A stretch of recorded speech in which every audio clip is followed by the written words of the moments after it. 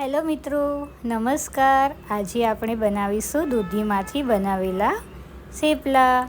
તો ચલો આપણે તેની રેસીપી સ્ટાર્ટ કરીએ. સૌપ્રથમ લસણ અને લીલા મરચાંને ખાંડી લેશું. ત્યારબાદ તેમાં સુગર એડ કરીશું અને સુગરને પણ આ રીતે ખાંડી લેશું, જેથી સુગર આપણે લોટમાં સરખી રીતે મિક્સ થઈ જાય. ત્યારબાદ ફ્રેશ દૂધીને આ રીતે છીણી લેશું. તેમાં થોડુંક અજમો એડ કરીશું, તલ એડ કરીશું, કોથમીર એડ કરીશું,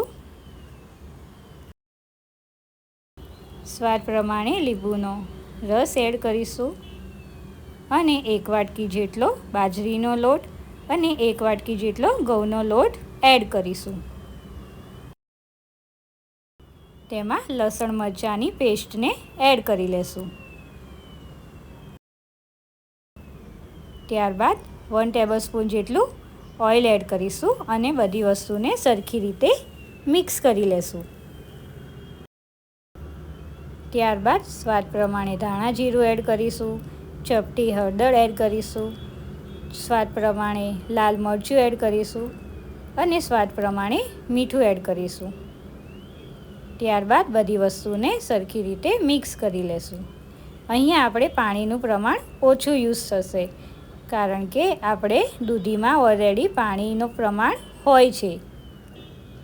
બહુ કઠણ પણ નહીં અને બહુ નરમ પણ નહીં, તે રીતનો આપણે લોટ રેડી કરી લેશું.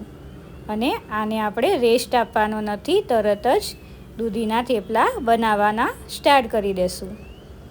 આ રીતે ઘઉંના લોટમાં ડીપ કરીને શેપ આપી દેશું.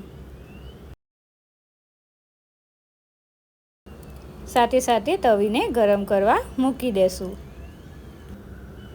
બંને બાજુ ઓઇલ લગાવીને સરખી રીતે શેકી લેશું.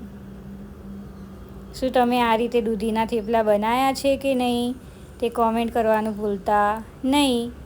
માત્ર 5 જ મિનિટમાં રેડી થઈ જાય છે, તો આ રેસીપી જરૂરથી ટ્રાય કરજો.